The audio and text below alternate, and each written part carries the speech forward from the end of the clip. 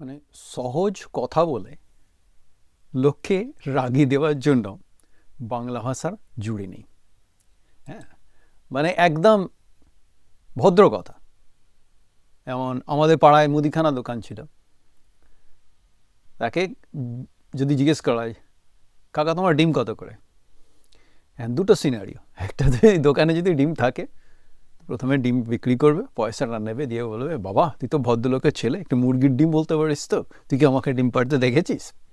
এবার যদি ডিমটা থাকে, এবার সেদিন যদি ডিমটা না থাকে খাঁচায় ভরা, তখন তো আর আমাদের সময় মানে 50 বছর বয়স আমি, তো আমাদের সময় তো ওই খাঁচায় ভরে ডিম থাকতো, মানে বাইরেতে, আর মেটালিক খাঁচায়। তো যদি ডিম যদি না থাকে, সেদিন হয়তো ডিম আসেনি, তখন প্রথম থেকেই শুরু হবে, তোর বাবাকে গিয়ে জিজ্ঞেস করিস তার ডিম কত করে, তোর ডিম তো ফ্রিতে দেখতে পাচ্ছি, ফ্রিতে দিয়ে দেবে, এইরকম আর কি। তারপরে সন্ধেবেলায় গিয়েই তার দোকানে গিয়ে, কাকা ছুঁচ আছে, কাকা ধুনো আছে, মানে একদম ক্লাসিক। তারপরে ছোট ছোট গল্প মনে আছে, আইআইটি বোম্বে আর কি, তখন খুব চলছিল। আমার এক সিনিয়র ছিল আর কি, সিনিয়র মানে ছিল কেন বলবো, এখনও আছে, সুরজিৎ দা শুরু করেছিল, পারবি তো, কথায় কথায় কিছু লেখ, পারবি তো। তো সেটা থেকে কিছু আবার বাঙালি আছে, তারা যারা যারা নন বেঙ্গলি, তাদেরকে বলতো পারেগা কেয়া, কিছু হলেই, কিরে পারবি তো, কি পারবে বলবে না, কিরে পারবি তো। মানে আর একটা ছিল হচ্ছে, আমাদের বাগনানে এক বয়স্ক ভদ্রমহিলা আর কি, তো ওই সফট লিফটিং করতে গিয়ে, ছোটোখাটো চুরি করতে গিয়ে মানে ধরা পড়ে যায় আর কি। তো বলেছিল একদম বাগনানে যেন কোনোদিন না দেখি। এবারে সেই ভদ্রমহিলাকে যদি হালকা করে হয়তো কেউ দেখলো, পাশে গিয়ে শুধু জিজ্ঞেস করতে হবে, আবার বাগনানে, বাস একদম মানে বাম্মা তুলে গালাগালি। আর একটা ওই বাগনান স্টেশনের 2 নম্বর প্ল্যাটফর্মে একটা বইয়ের স্টল ছিল, আমি জানি না এখনও, বই সব বিক্রি করতো ওখানে, মানে খবরের কাগজ থেকে শুরু করে দফা 302, রহস্য তদন্ত, আনন্দলোক, আনন্দমেলা, সুক্তারা, যা খুঁজবেন সব পাবেন।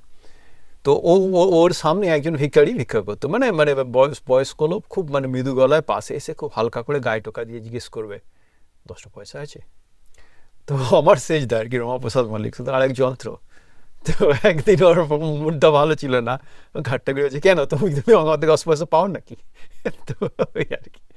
তো বাংলা এই ছোটো ছোটো মাঝে মাঝে মনে পড়ে যায়। আর ক্লাসিক তো মানে বাগনানের ক্লাসিক এখন আমার মনে হয় না সক্ষম না অক্ষম, মানে ওই মানে সবাই বাগনান লোকালে, বাগনান থেকে হাওড়া যায়, হয়তো ব্লক করেছে, সেখানে এই ভিড়ের মাঝে ওরা বসে তাস খেলে, তো একজন মাঝখান থেকে এসে বসে গেছে আর কি, বুঝতে পারেনি, বা তাকে তো তাস খেলাটা ঘেটে যাচ্ছে, তো তাকে তার পেছনে লাগা আর কি।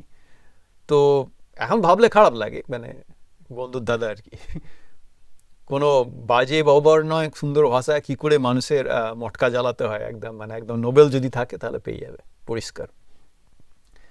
তো এইরকম শুরু হলো, প্রথমে চাগুলা জানে, প্রতিদিন এসে চা দেয় ওদেরকে, তো সেগুলো তো জানে, তো চা প্রথমে দিয়ে যায়, তারপরে এসে এবার চায়ের পয়সা দেওয়ার সময় পাশের লোকটাকে, অচেনা লোকটা বলছে, দাদা আমার পয়সাটা দিন। আমি তোমার চায়ের পয়সা কেন দিতে যাবো? তোমার চায়ের পয়সা, ও আপনি অক্ষম? কোনো ব্যাপার না, আমি আপনার পয়সা দিয়ে দিচ্ছি। আর একটা চায়ের পয়সা আপনি দিতে পারবো না, না না না না, তুমি আমার চায়ের পয়সা দেবো। ও আপনি সক্ষম, তাহলে আপনি আমার চায়ের পয়সা দিয়ে দিন। এই যে সক্ষম আর অক্ষম পিংপং গলা চলবে, তাতে মোটামুটি মাথা পাগলা হয়ে যেত লোকে আর কি। তো আজকে হঠাৎ মনে পড়ে গেল আর কি, বাংলা ভাষা একটা অদ্ভুত, মানে নতুন বিয়ে হয়েছে মানে কাকুর বয়সী আর কি, কাকু বা জেঠুর বয়সী লোক, তাকে